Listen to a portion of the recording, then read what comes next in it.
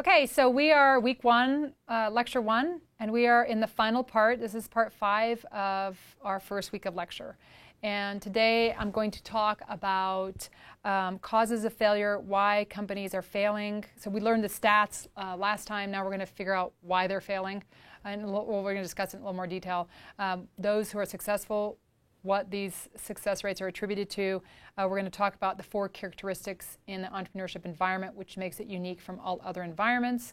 And then we're going to talk a little bit about opportunity. And I'm just going to start introducing opportunity because next week we're going to talk about opportunity recognition.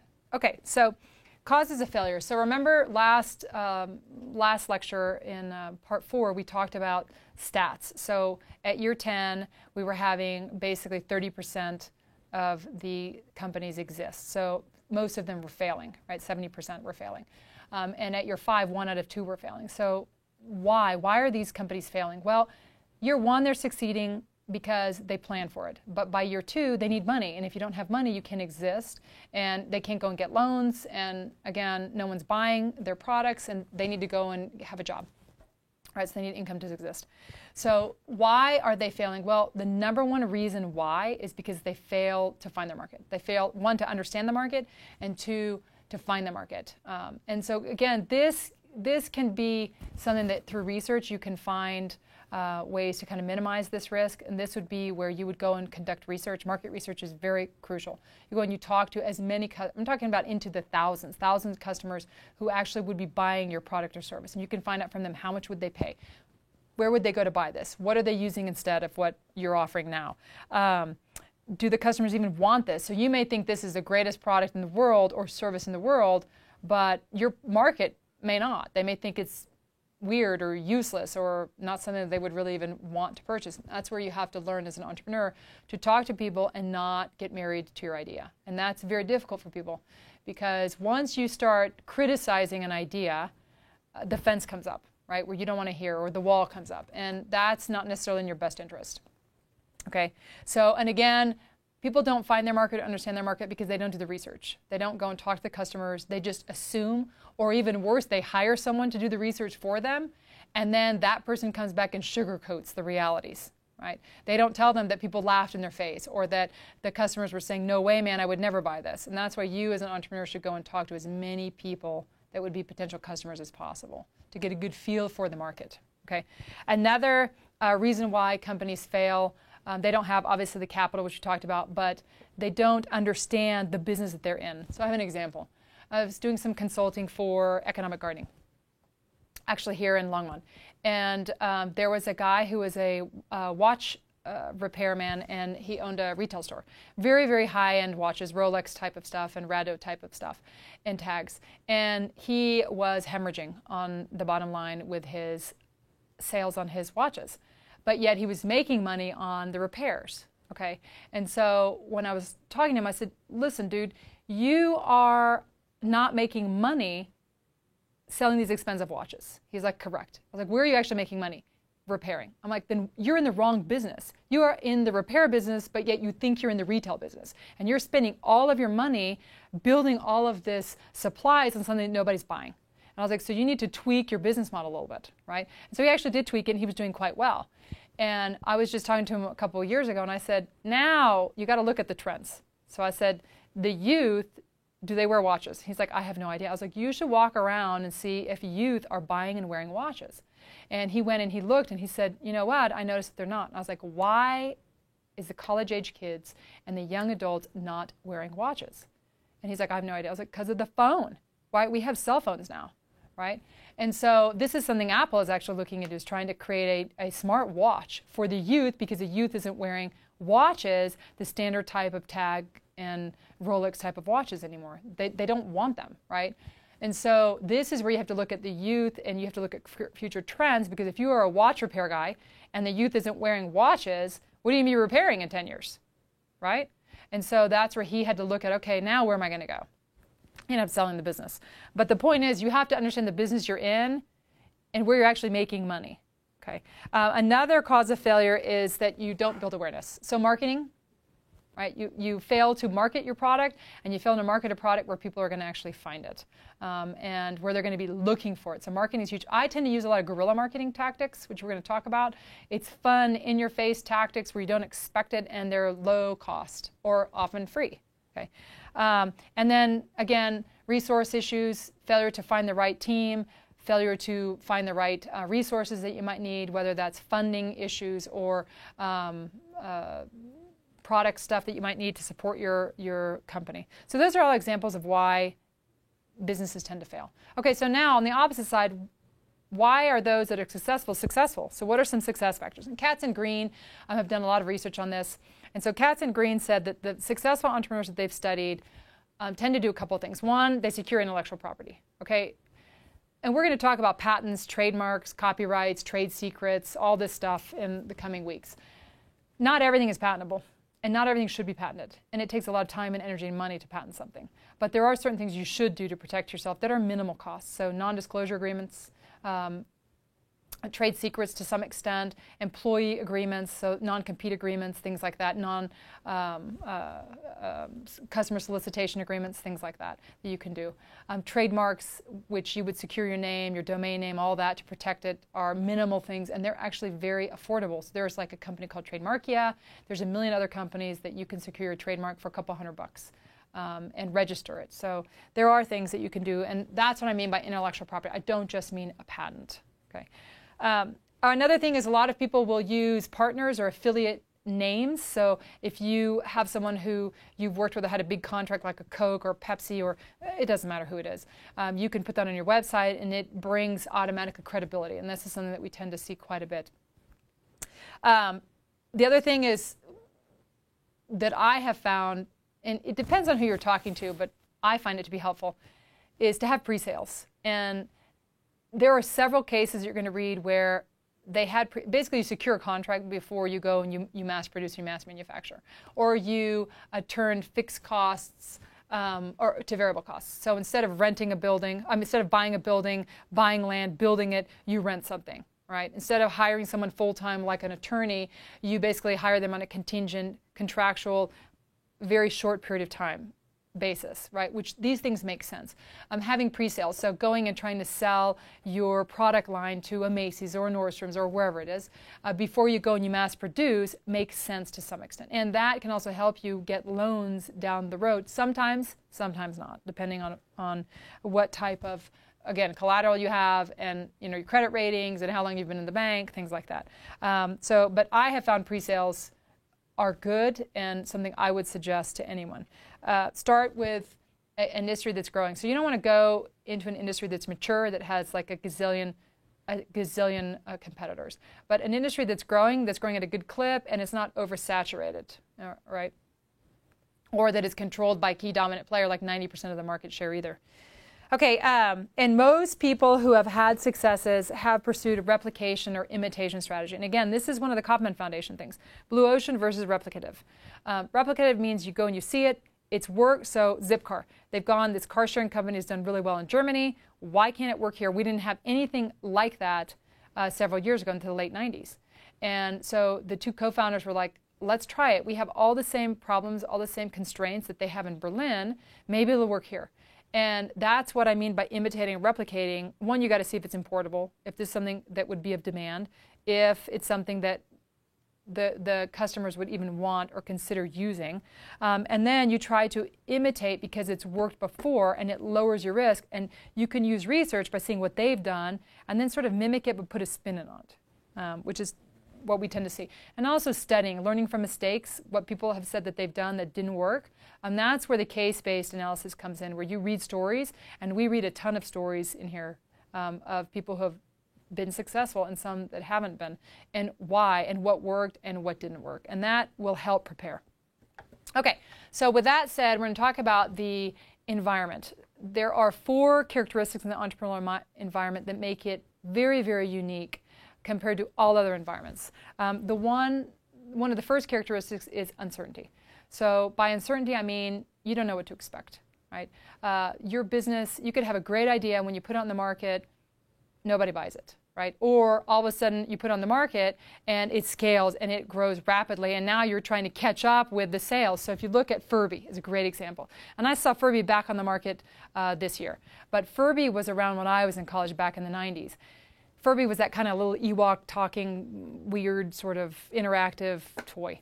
And when Furby came on the market, it was $20, really cheap. And they had a mass shortage because they didn't anticipate college students would be buying the Furby and putting them in the dorm rooms was one of the reasons. But anyway, they didn't make enough. And so the company was freaking out, trying to figure out how to ramp up to keep up with the growth and demand. And Christmas was coming in, and they just couldn't, they would send like literally one Furby a week to like a Target or Kmart or whatever it was back then. And it wasn't enough. And so you would see people buying the Furby and hawking Furby on the side of the road for $350. And this is a $19.99 toy. So Christmas hit, there weren't enough Furbies. A few lucky kids got the Furbies. They brought them to school as soon as the Christmas season was over. And guess what happens the week after? They're bored. It's old. It's done. And then there's a huge influx of all these Furbies that they ramped up, and now the market's gone, because the fad is gone. It's here today, gone tomorrow. So this is where you kind of have to look at uncertainty, what type of product it is, the shelf life of the product, if people are buying it, if the product's harming somebody. So Fen-Phen, another great example. Put the product on the market. It was designed for people who are clinically obese because their risk of dying from obesity was much greater than dying from this diet drug. But the problem was it was mismarketed, it was misprescribed, and you had people who were trying to lose 10 pounds who started having heart valve problems and had heart attacks and heart failure. And so that basically tanked the drug. The FDA required the drug to be pulled off the market. They had to rename it, put it back on the market. So uncertainty can come along with a lot of this too. And that's just part of the environment. Limited resources is a second characteristic. You don't know if you're going to get money, if you're going to find money, if you can sustain the speed that you need money with the growth that you need. You don't know that you'll find the right people necessarily, or you're going to hire the right people, or even if they're going to stay. If you're going to be able to find a manufacturer that's going to make a quality product, or if you're going to get it shipped from China, the stuff is shipped over from China and it's defective, which I have seen several times with customers who've had issues. And so there is a scarcity of not knowing whether you're going to get money or find it or not, or find the customers and or find workers or your team. Okay. Rapid growth is the third characteristic, and this characteristic is one that I see not often, but when you see it, it's like exploding growth. Rapid growth, an example, the Terra chip guys. They're the guys that make the Terra chips that are kind of in a black bag that has some silver and white on them. They have like, their first chips were like sweet potato chips, where they would shave them really thin and pan fry them. And so the two founders of the Terra chip company were caterers, and they wanted to make themselves stand out at catering events. So they fried these root vegetables, which were sweet potatoes, and they would put them out at the bars when people were drinking. And they would go like peanuts. People loved them. They kept asking for more. And so the co-founders were thinking, you know what, there's something like this out on the market. And people were asking if they could buy them, and where do they buy them? In stores. And at this time, the co-founders are literally pan-frying them, deep frying them in their kitchens. This is before all the rules and regulations where you can't do catering from your home without having a separate kitchen and all that. So anyway, they decided they're going to put it on the market, but they wanted something packaging-wise that was high quality. And the reason why is because sweet potatoes are not cheap. And a lot of the root vegetables here in our country are very costly and expensive. And so they needed something that would be upscaled packaging. It turned out the packaging ended up being more expensive than the actual product inside of it. So they packaged it, and they were literally frying it in their house, or in their apartment or house, and then they would package it, and they got a big department store like I can't remember if it was Nordstrom's or Neiman Marcus, who had wanted the product, and they bought several cases of it. And when they got into Neiman Marcus or Nordstrom's, I think it was Nordstrom's, it skyrocketed, and they sold out of whatever inventory that they bought. And then they called and ordered like hundreds of boxes. And all of a sudden, this Terra chip company went from literally pan frying in their kitchen at home to a 100,000 square foot warehouse overnight to maintain demand of exploding growth. And that went from 2 people pan frying to now hundreds of people working, and you need supply chain. I mean, it's like a whole nother slew of problems. And that went like this overnight. Okay, so that's where you see scaling rapid growth, and there will be several cases which we will see that this happened to. And how do you keep up? Who do you hire? Who do you bring in? Can make or break your business. And if you as an entrepreneur understand that you have limitations and that you're not necessarily the best person to take this business to that next step, but you need to step back and allow someone else to do it. And that can become very difficult for an owner. Radical change or creators of change. If I think about the men who built America, this is who I think about. People who revolutionized the way that we drive, or the way that we actually move, right, through airplanes or cars or trains, things like that. If you look at the internet, it revolutionized not only the way that we communicate, but also the way that we buy and sell products and services, not only here in the US, but globally. So a lot of entrepreneurs, one of the last characteristics is radical changers, creators of change, is that sometimes when you create something that's real blue ocean, really out there that no one's done, you change an entire industry, sometimes for the better, sometimes for the worse. But it's exploding growth, and it is something that is totally unique and different. And that, in and of itself, is incredible and also causes a lot of other steps and can be problematic to the owners along the way also. So that is sort of what makes entrepreneurship environment unique. So uncertainty, resource scarcity or limited resources, you have radical growth, and then you have radical changers. Okay. All right. And the last thing I'm going to talk about is what is an opportunity, because in order to launch a business, you need to have an idea, and that's really your opportunity. You have to pursue it. So you got to get the idea, and you have to believe that you can accomplish the sale of this or the movement towards sale of this. So an opportunity, technically by definition, is a desired future state that's different from the present state that you're in now. And you have to have the belief that you can get there. And if you don't believe it, you're probably not going to get there. So whether you pursue your idea or opportunity depends on a lot of things. So it depends on you as a person. It depends on the timing, what's happening not only in the space itself, but also what's happening in your life. So an example, you come up with a great idea. You just have a brand new house, brand new mortgage, brand new baby, 2 car payments, college education payment, you just graduated from college. Timing may not be great for you to start a business. It doesn't mean that you shouldn't do it. It just means that if you're going to do it, you need to lighten the load a little bit. Get rid of the mortgage, get rid of the car payments, go and live with your parents if you have to. It may not be fun with a new baby. Or try to go and downgrade your lifestyle so that you can carry yourself for 2 years without pulling a salary. So timing has a lot to do with it. Also, timing may mean that it can't actually be done. So if you look at electronic ink, the ink that we use for a tablet, so for like a Kindle, that technology, the guy who invented that technology the idea came very easily. He was sitting out on the beach reading a book, and he finished his book. And as he put the paper back down, he thought, well, this is not fun. I have to either get up off of the beach and go and buy another book, go back to wherever he was staying, or I have to sit here and be bored. And he thought, well, wouldn't it be cool to have some kind of a device where when you're done reading your book, a new book automatically uploads, but they would have the look and feel of a book, like a paperback or a hardcover book. And that's where his idea for electronic ink happened. The problem is the timing was not there, meaning that the technology was not there. It wasn't created to actually be able to do something like that. And so that's where he had to go to MIT. And I mean, I'm talking about for like 10 years, they invested through heavy venture capital, an organization that invests hundreds and hundreds of millions of dollars, if you can even get it, to try to help launch this idea. And eventually electronic ink was born, but it wasn't overnight. It was a 10-year process. So many companies may come up with an idea, but it literally can't be done. And the investment is so massive that they have to sit on it. So they'll refrigerate. They'll put it in the back burner, let it chill for several years, and then bring it back out again. Okay, so it also depends on the environment, what's happening in the space itself, resources that are available. That's also dependent on your access to resources. So whether or not you pursue the opportunity depends on you as a person, your willingness to fail, your willingness to risk, how passionate you are about it, and what's happening in your life. It also has to do with timing, what's happening in the environment itself, and if you can actually get resources and acquire resources. Because the best ideas in the world take some money, and if you don't have access to money or angels or banks or peer-to-peer lending and you don't get it, there's a point where you got to cut your losses and move on.